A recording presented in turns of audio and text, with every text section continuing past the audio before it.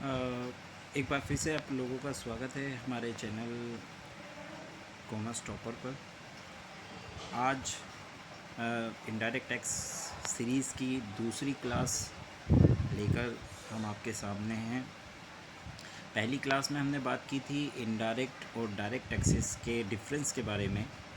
आज हम उसी तरह का एक दूसरा टॉपिक जो बहुत ही इम्पोर्टेंट टॉपिक है, जीएसटी काउंसिल, उसके बारे में बात करने वाले हैं।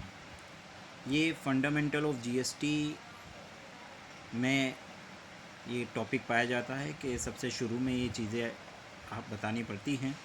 तो जीएसटी काउंसिल से रिलेटेड आज की वीडियो है। हम इसके बारे में बातें करेंगे कि जीएसटी काउंसिल क्या होती है, कैसे बनाई जाती है, कौन कौन लोग इसमें शामिल किए जाते हैं, उन लोगों के क्या पावर्स और उनकी ड्यूटीज़ होती हैं और ये क्या काम करती है। तो इसके बारे में विस्तार पूर्वक बात करेंगे। वीडियो शुरू करने से पहले मैं आप लोगों को बताना चाहूँगा कि अगर आपने हमारा चैनल कॉमर्स टॉपर अभी तक सब्सक्राइब नहीं किया है तो आप उसको सब्सक्राइब कर लें, जिससे कि आपको हमारी आने वाली सभी वीडियोस के बारे में जानकारी मिलती है। अब बात करते हैं जीएसटी काउंसिल के बारे में। बेटा, जीएसटी काउंसिल जो होती है जीएसटी काउंसिल एक ऐसी संस्था है, जीएसटी काउंसिल, जो आर्टिकल जैसे यहाँ पे लिखा हुआ है as per article 279A of the constitution of India, जिसमें बताया गया है the president of India is empowered, भारत के राष्ट्रपति को ये शक्ति दी गई है to constitute goods and services tax council, कि वो गुड्स और सर्विसेज टैक्स काउंसिल का निर्माण कर रहे हैं। The president of India constituted the GST council on 15 सितंबर 2016, और उन्होंने इसका निर्माण भी किया 15 सितंबर 2016 को। The GST Council shall consist of Union Finance Minister as a chairperson, Union Minister of State in charge of Finance as a member। तो GST council में जो चेयरपर्सन होता है, जो उसका मुख्य कार्यकारी व्यक्ति होता है, वो होता है यूनियन फाइनेंस मिनिस्टर, भारत सरकार का वित्त मंत्री। और विभिन्न राज्यों के जो वित्त मंत्री होते हैं, भिन्न राज्यों के वो इसके मेंबर होते हैं। यानी कि इसके सभी राज्यों के वित्त मंत्री इसके मेंबर हैं, और उन सभी का जो चेयरपर्सन है वो भारत सरकार का वित्त मंत्री है। फ़िलहाल हमारे देश में जो वित्त मंत्री हैं वो निर्मला सीतारमण जी हैं, श्रीमती निर्मला सीतारमण जी। तो अभी फ़िलहाल जीएसटी काउंसिल की वो चेयरपर्सन हैं।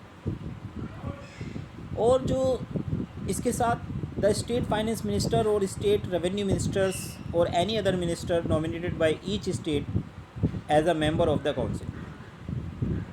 स्टेट में ज़रूरी नहीं फाइनेंस मिनिस्टर हो, किसी स्टेट में स्टेट रेवेन्यू मिनिस्टर होते हैं, किसी स्टेट में फाइनेंस मिनिस्टर होते हैं। तो वो स्टेट जिसको भी चाहे अपना इस जीएसटी काउंसिल में अपनी तरफ से मेंबर बना सकता है, नॉमिनेट कर सकता है। The GST council shall select one of them as a vice chairperson of council, और उन मेंबर्स में से ही किसी एक व्यक्ति को वाइस चेयरपर्सन बनाया जाता है काउंसिल का। उसके बाद इसके गाइडिंग प्रिंसिपल्स के बारे में बात करें कि जीएसटी काउंसिल कैसे काम करती है, तो the mechanism of GST council would ensure harmonisation on different aspect of GST between centre and the state. GST को सेंटर और स्टेट के बीच में जितने भी इशू हों, ये उसको दूर करने का प्रयास काम करती है कि इनके बीच में कोई भी इशू ना आए, भिन्न राज्यों और सेंट्रल गवर्नमेंट भारत सरकार के बीच में। और ये इनको पावर दी गई है, अमेंडमेंट किया गया है कॉन्स्टिट्यूशन में 101 अमेंडमेंट 2016 में। और ये पावर जीएसटी काउंसिल को दी गई कि वो जितने भी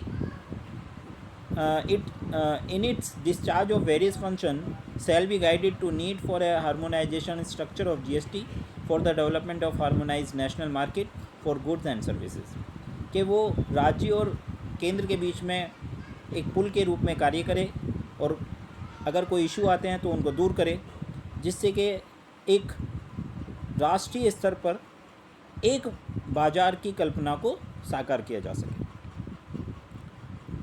और a joint forum of the centre state और जीएसटी काउंसिल क्या है? एक राज्य और केंद्र की जॉइंट फोरम है, दोनों मिलके इसमें काम करते हैं। फंक्शन ऑफ जीएसटी के बारे में अगर हम बात करें कि इसके जीएसटी के क्या क्या फंक्शंस हैं, क्या क्या कार्य हैं, तो ये टैक्स रेट्स का निर्धारण करते हैं कि किस वस्तु पे क्या टैक्स रेट होगा, उस पर टैक्स रेट को बढ़ाते हैं, घटाते हैं। एग्जेम्पशन में भी ये किन वस्तुओं को एग्जेम्पशन में लाना है, ये भी यही डिसाइड करते हैं। देयर थ्रेशोल्ड लिमिट क्या होगी कि उस लिमिट के बाद उस लिमिट तक किसी को रजिस्ट्रेशन की ज़रूरत नहीं है और उसके बाद रजिस्ट्रेशन अनिवार्य होगा, तो उसका निर्धारण भी इन्हीं के द्वारा किया जाता है। जो डिस्प्यूट्स आते हैं उनको रिजोल्व करने का, रेजोल्यूशन यानी कि उनको दूर करने का भी कार्य यही करते हैं। और GST legislation including rules and notification, जितने भी नोटिफिकेशन रूल्स बनाए जाते हैं वो सब कानून वगैरह सब जीएसटी काउंसिल के द्वारा ही बनाए जाते हैं। उसके बाद बात करते हैं वोटिंग राइट की। इन लोगों के वोटिंग राइट क्या होते हैं? तो वोटिंग राइट दो तरीके से बांटे गए, यहाँ दो जैसे मैं यहाँ पे बने हुए हैं। Central government shall have a weightage of 1/3 of the total vote cast. Central government को एक तिहाई भाग सेंट्रल गवर्नमेंट का, जितनी भी वोट्स होंगी उसका 1/3, एक तिहाई भाग तो सेंट्रल गवर्नमेंट के पास है और 2/3 भाग स्टेट गवर्नमेंट के पास है। 1/3 सेंट्रल गवर्नमेंट के पास है और 2/3 जितने भी राज्य हैं सबके मिलाकर सबके पास 2/3 वोट्स हैं। ये थी हमारी आज की वीडियो। उम्मीद करता हूँ कि आप लोगों को वीडियो पसंद आई होगी। अगर वीडियो आपको अच्छी लगी हो तो लाइक करें, शेयर करें। कोई आपके डाउट्स हैं तो आप हमें कमेंट सेक्शन में कह सकते हैं और हमें आप ये भी बता सकते हैं कि आपको आने वाले समय में किन टॉपिक पे आपको वीडियोस चाहिए, तो हम कोशिश करेंगे उस तरह की वीडियोस बनाने की। साथ में आप हमारे चैनल को सब्सक्राइब भी करें, क्योंकि सब्सक्राइब करने से हमें मोटिवेशन मिलता है वीडियोस बनाने का। तो मिलते हैं आपसे अगली वीडियो में, तब तक के लिए गुड लक एंड जय हिंद।